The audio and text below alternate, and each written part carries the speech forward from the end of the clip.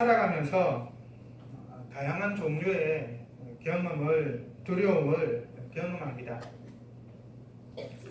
암이나 기타 부출병에 대한 두려움이 있죠. 어떤 병이 걸리지 않을까, 특별히 주위에 그러한 병으로 죽은 분이 있다고 한다면 더더욱 그러한 두려움에 살아갑니다. 또 재앙을 만나면 어쩌나 하는 두려움이 있죠. 교통사고와 같은 자기가 어떻게 제어할 수 없는 불상사를 당하면 어쩌나 하고 두려워합니다.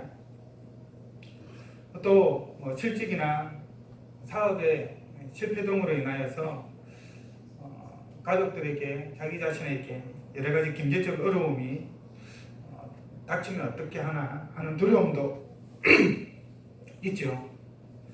가족을 떠나서 혼자서 생활하는 부모나 자녀에게 어떤 불상사가 생기지 않을까 하는 두려움도 있습니다. 이별에 대한 두려움이 있고 친밀한 관계가 깨어질 것에 대한 두려움도 있습니다. 그리고 이런저런 모양의 상실과 외로움과 늙음과 죽음에 대한 그러한 두려움들이 우리 가운데 있습니다. 이렇게 본다고 한다면 두려움에서 완전히 자유롭게 살아가는 사람은 아무도 없을 것입니다. 그러나 두려움이 있다고 해서 그 두려움에 휘둘려서는 안 되겠죠. 그랬다가는 일상생활에서 심각한 문제가 생기게 될 것입니다. 아무것도 못하게 되는 것이죠. 여러 가지 공포심에 대한 공황장애가 있는 분들 같은 경우에는 사람 만나는 거 두려워하고 넓은 공간에 나가는 것을 두려워하기 때문에 집안에서만 생활하고 매우 제한되어 있습니다. 그래서 우리는 할 수 있는 한 우리가 가진 이 두려움을 없애기 위해서 그 나름 노력을 해야만 합니다. 예를 들어 질병에 걸릴 것을 두려워하고 있다고 한다면 우리는 이 질병에 걸리지 않기 위해서 나름대로 노력을 해야 되겠죠. 정기적으로 건강검진을 한다든지 조금이라도 몸에 이상이 이상이 있다고 한다면 병원에 가서 진단을 받아보아야 합니다. 그리고 평소에 식생활을 개선하여서 적당한 음식을 섭취해야 되고 또 그에 맞게 또 음식을 섭취해야 되겠죠. 짠 것을 좀 줄인다든지 또는 고기를 줄이고 채소를 많이 먹는다든지 그렇게 해야 됩니다. 그리고 가공식품을 먹기보다는 자연산으로 먹는 것이 좋겠죠. 그리고 적당한 운동을 하여서 우리의 건강을 지켜나가도록 해야 합니다. 그렇게 질병이 생기지 않도록 우리가 할 수 있는 노력들을 해야 하는 것이죠. 이렇게 하면 어느 정도 질병에 대한 두려움을 완화시킬 수는 있습니다. 그러나 그렇다고 해서 그 두려움이 완전히 사라지지는 않는 것이죠. 어떻게 보면 그렇게 노력을 하는 것 자체가 건강에 대한, 질병에 대한 두려움을 가지고 있기 때문에 하는 것이기 때문에 완전히 질병에 대한 두려움, 건강이 해치지 않을까 하는 두려움에서는 해방되는 것은 아닙니다. 그런데 앞에서 말씀드린 것처럼 근본적인 문제는 우리가 아무리 노력한다 하더라도 이 두려움을 없애는 데에는 분명한 한계가 있다는 것이죠. 두려움을 없애기 위해서 하는 행동 자체가 어떻게 보면 그것을 두려워하기 때문에 행하는 행동이 되는 것입니다. 특별히 전쟁과 같은 재난은 개인의 노력으로는 어떻게 할 수가 없는 것이죠. 특별히 남북이 휴전 상태로 이어져 오고 있는 우리나라에서는 최근에도 여러 번 북한이 미사일을 발사를 했는데 특별히 이 전쟁에 민감한 분들은 이러한 북한의 미사일 발사가 혹시 이 한반도에 전쟁이 생기지 않을까 그런 두려움 가운데 두려움을 야기시킬 수가 있을 것입니다. 물론 대부분의 사람들은 북한의 그런 미사일 발사에 대해서 크게 두려움을 가지거나 그러지는 않는 것 같습니다. 너무나도 일상화되어 있다 보니까 그러려니 하고 넘어가는 것이죠. 미사일 발사하면 이번에 또 발사했네 하고 그냥 넘어갑니다. 오히려 언론들이 좀 그런 두려움을 조장하는 경향이 없지 않아 있습니다. 그리고 일본의 후쿠시마 원전 사고로 인한 방사능 오염 문제는 방사능 피폭에 대한 두려움을 가지게 하고 있습니다. 최근에 여러 뉴스를 통하여서 일본의 농수산물이 제대로 된 검역도 없이 우리나라에 유통이 되고 있다고 하는 소식이 전해지고 있죠. 그리고 또 일본이 그 후쿠시마에서 나온 엄청난 양의 그 방사능 오염수를 바다에 방류하겠다라고 하는 그런 뉴스가 나왔습니다. 최근에도 그 후쿠시마에서 나오는 그 오염수, 방사능 오염수로 인해서 그 태평양 근처에 많은 물들이 태평양 그쪽이 방사능으로 오염된 그런 뉴스들이 나오고 있습니다. 그리고 최근에 연구 같은 경우에는 그 방사능 오염수가 바다를 이렇게 돌고 돌아서 우리나라 동해에 한 1년에서 1년 4개월, 1년 2개월 만에 우리나라 앞바다까지 오는 것으로 보고가 되었습니다. 이런 소식을 전하게 되면 이거 방사능에 오염되어서 뭐가 문제가 생기는 것이 아니야 하는 그런 생각을 하게 되는 것이죠. 여러 가지 건강의 문제도 있겠지만 또 실질적으로 우리의 삶의 근본적인 어떤 문제를 야기하게 되는 것입니다. 이런 종류의 두려움은 우리 개인의 힘으로는 없애는 것이 거의 불가능합니다. 바다에서 돌아다니는 그 방사능을 우리가 어떻게 할 수가 없는 것이죠. 여기서 우리가 알아야 할 점은 이러한 두려움, 그것이 어떠한 두려움이 되었든 그 두려움은 마귀가 가장 즐겨 사용하는 무기라고 하는 사실입니다. 마귀는 사람들의 마음속에 죽음과 질병과 여러 불행에 대한 두려움을 심어주어서 그 사람들을 지배하죠. 두려움만큼 사람은 마음을 약하게 하는 것이 없고 또 사람을 지배하기에 좋은 수단도 없습니다. 일반적으로 공포지배라고 그렇게 표현을 하죠. 그 두려움을 이용해서 마귀는 하나님이 아닌 다른 것을 의지하게 합니다. 자신을 섬기게 하는데 교묘한 방법으로 자기를 의지하게 하고 섬기게 하는 것이죠. 그래서 어떤 사람은 돈을, 어떤 사람은 힘있고 능력이 있는 사람을, 어떤 사람은 어떤 건세를, 힘을, 그리고 어떤 사람은 심리학과, 과학과, 철학과 같은 그런 지혜에 의존하게 되고 또 어떤 사람은 종교에 의존하게 되는 것이죠.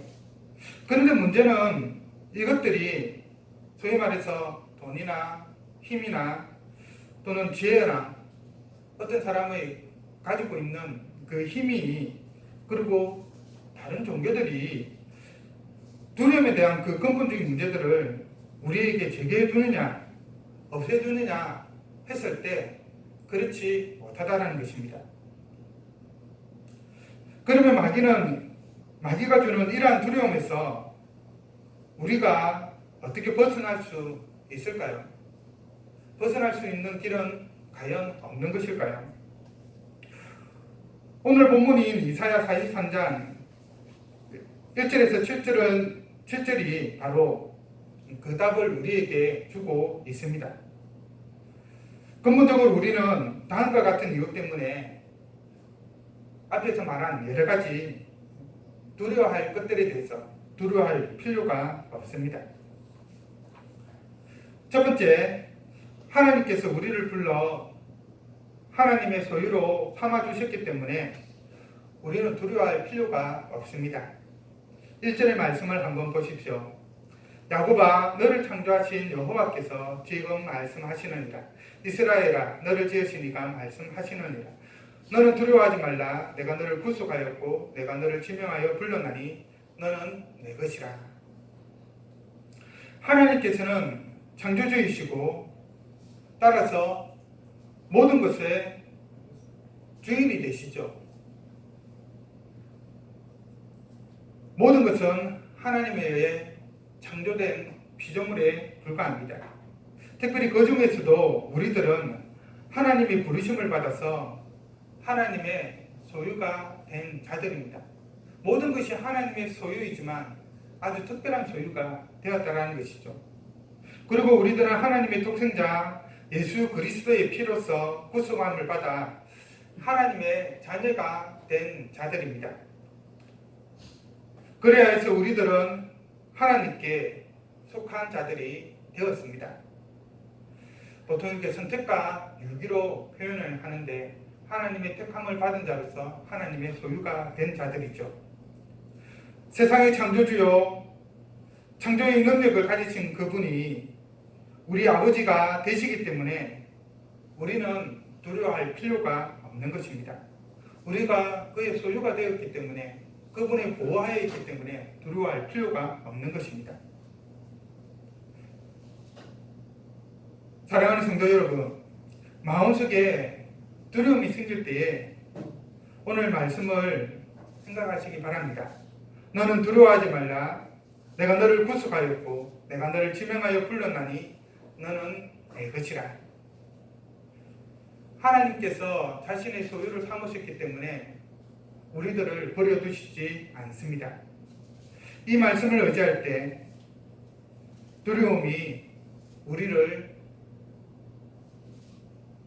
어떻게 하지 못할 것입니다. 동물들도 누군가 자기 새끼를 해치려고 하면 가만히 있지 않죠.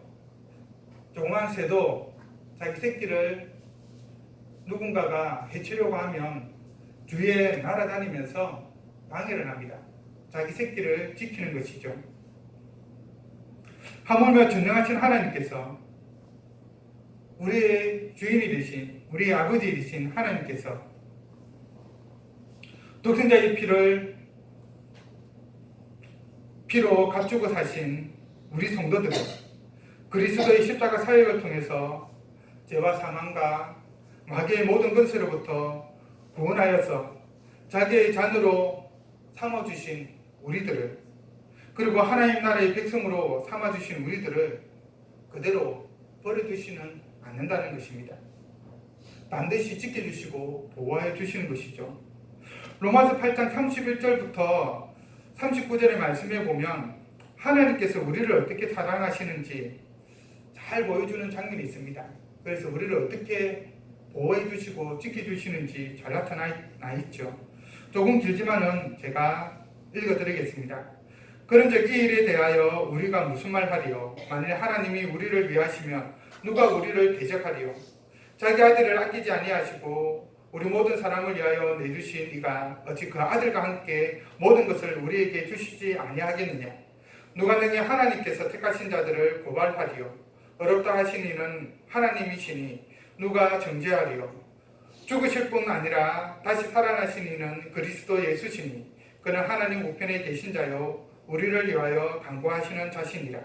누가 우리를 그리스도의 사랑에서 끊으리요? 환난이나 공고나 박해나 기근이나 적신이나 위험이나 칼이랴. 기록된 바 우리가 종일 주를 위하여 죽임을 당하게 되며 도살당할 양같이 여김을 받았나이다 한가 같으니라. 그러나 이 모든 일에 우리를 사랑하시는 이로 말미암아 우리가 넉넉히 이기느니라. 내가 확신하노니 사망이나 생명이나 천사들이나 권세자들이나 현재일이나 장래일이나 능력이나 높음이나 기쁨이나 다른 어떤 피조물이라도 우리를 우리 주 그리스도 예수 안에 있는 하나님의 사랑에서 끊을 수 없으리라. 이 말씀은 우리가 하나님의 자녀라는 사실이 얼마나 위대하고 영광스러운 것인지를 우리에게 일깨워 주는 것이죠. 우리가 하나님의 자녀가 되었고 하나님의 소유가 되었기 때문에 우리를 사랑하시고 그래서 그 사랑에서 우리를 결코 버리지 않는다라고 분명하게 말씀해 주고 계십니다.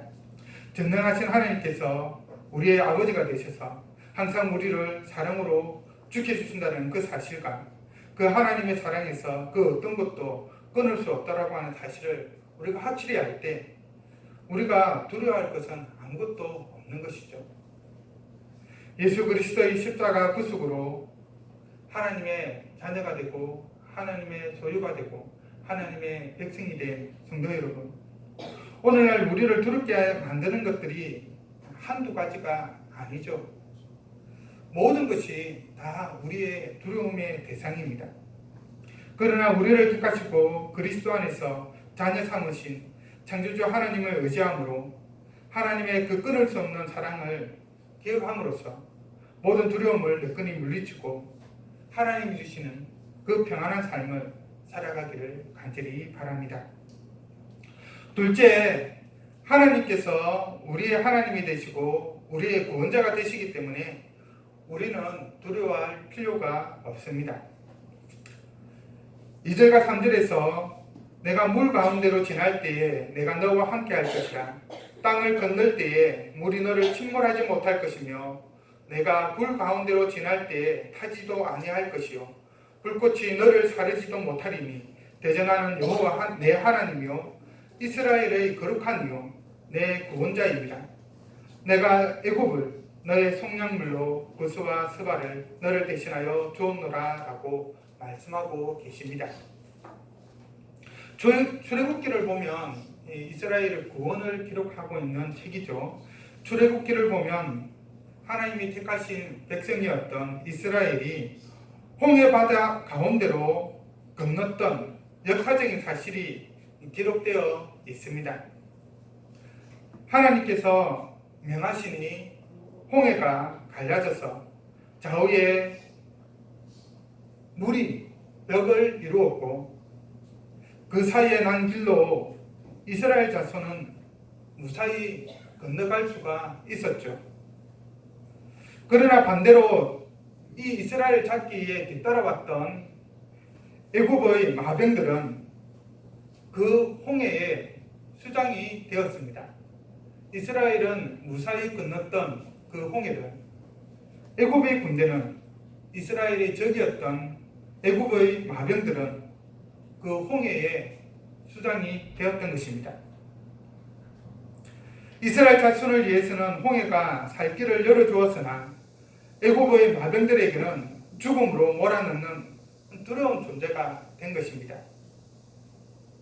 사드락과 메삭과 아벤노고는 바벨론 왕 느부갓네살이 세운 근신상에 절하지 아니한 죄로 인하여서 평소보다 7배나 뜨겁게 달군 풀무 속에 던짐을 받는 그러한 벌을 받게 됩니다.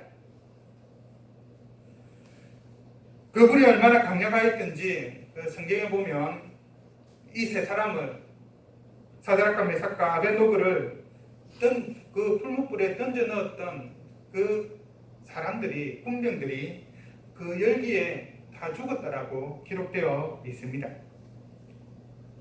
그런데 이 불속에 들어간 풀무불에 들어간 이 세 사람을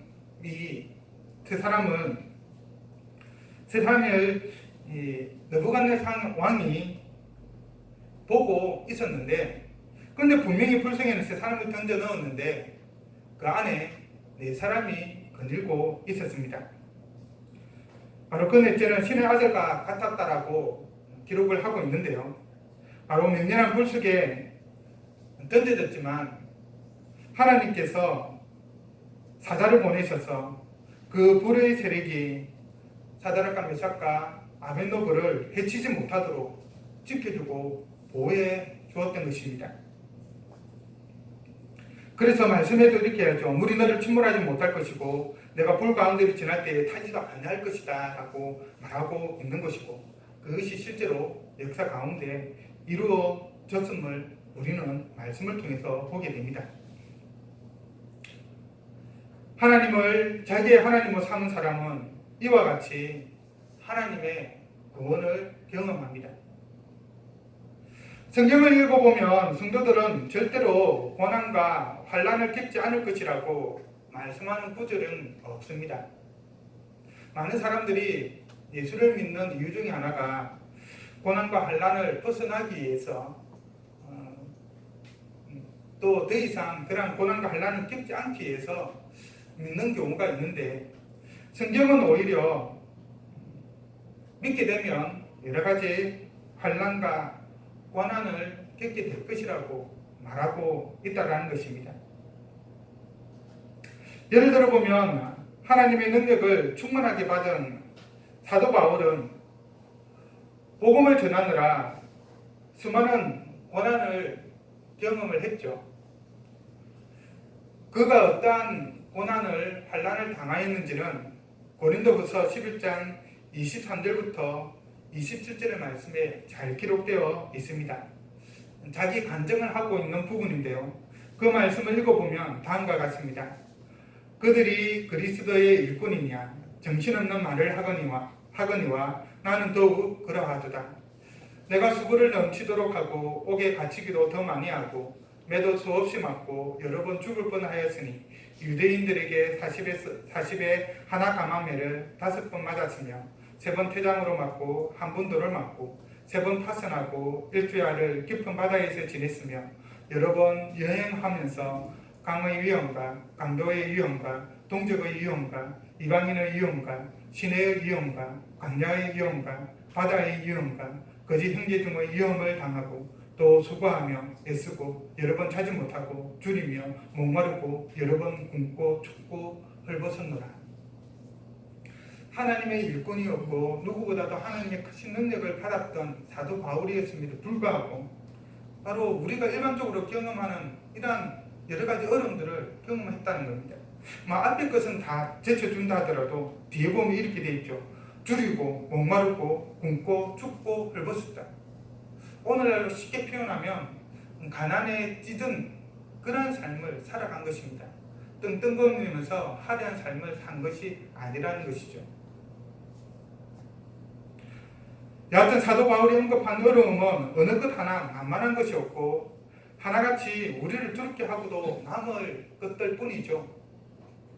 그런데도 사도 바울이 그 모든 환난을 이겨낸 비결은 무엇일까요? 고린도후서 1장 3절과 4절에 바로 그 비밀이 나타나 있습니다.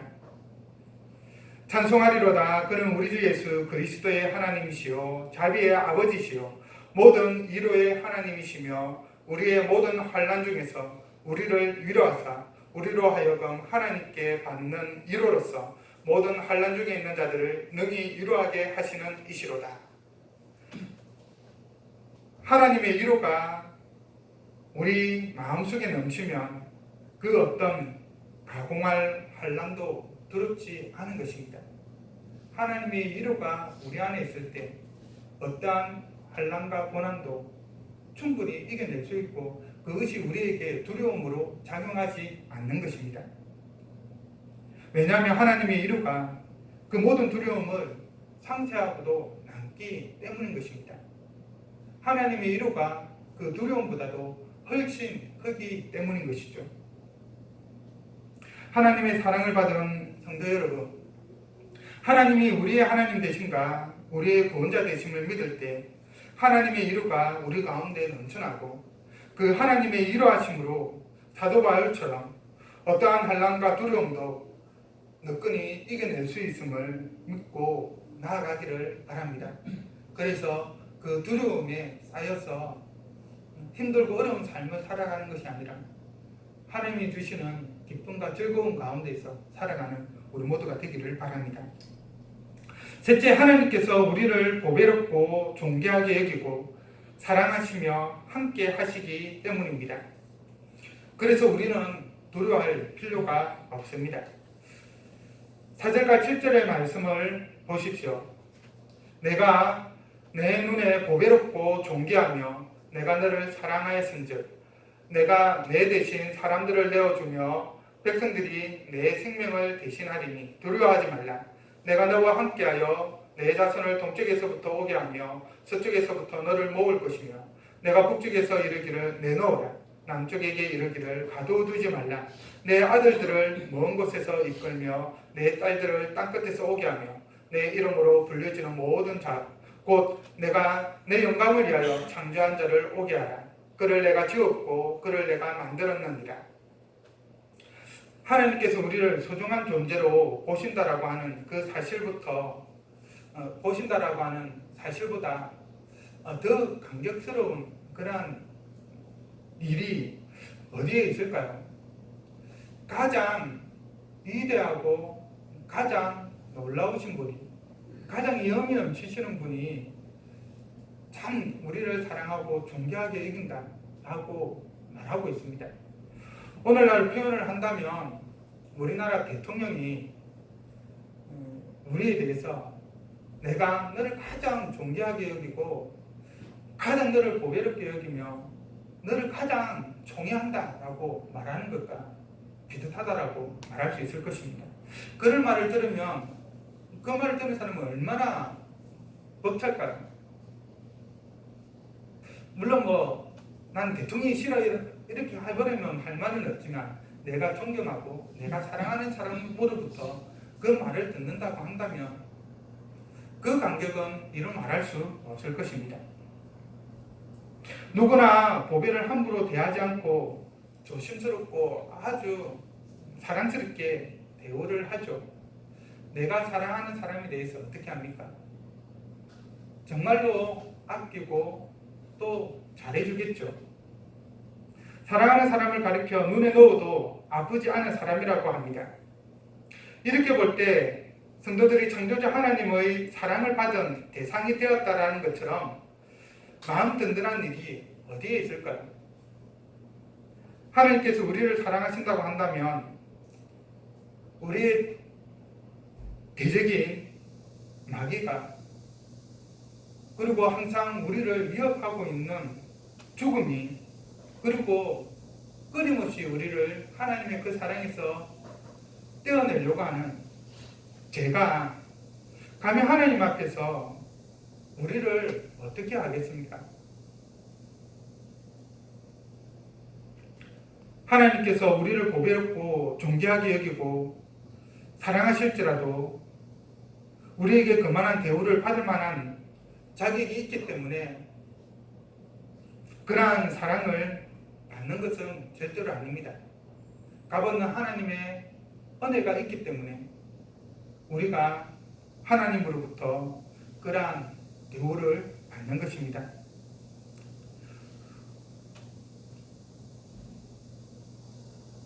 육신의 혈통상으로 보면 우리는 아브라함의 자손이 아니기 때문에 하나님의 백성이 될 자격이 없습니다. 그러나 하나님께서 우리를 그리스도 안에서 자기 백성으로 삼아주셨고 또 사랑하는 자라고 부르셨습니다.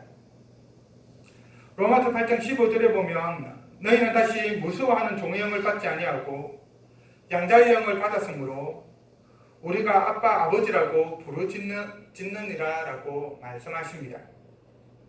우리는 구원받기 전에는 거짓의 아비인 마귀의 자녀였습니다. 하나님으로부터 사랑받을 수 있는 그런 존재가 아니었고 오히려 하나님과 원수된 관계 가운데 있었습니다. 하지만 하나님께서는 성도들에게 양자의 영을 주셔서 마귀 되신 하나님을 아빠 아버지라고 부르게 하셨습니다. 하나님의 자녀가 아닌 자들을 하나님의 자녀로 불러주신 것이죠. 내가 낳은 자식이 아닌데 내 자식이라고 그렇게 입양을 하신 것입니다.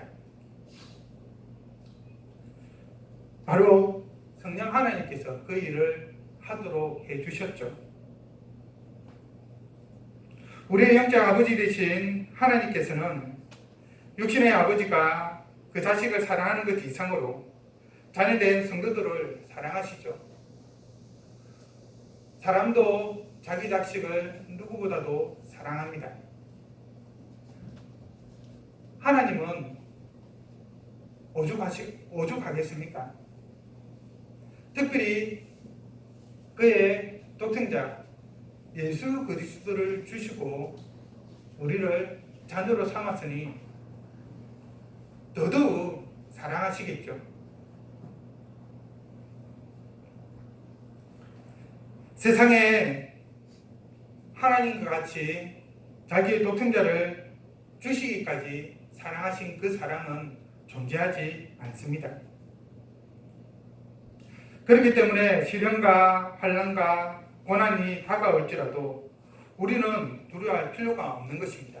왜? 하나님께서 우리를 사랑하시고 계시기 때문에.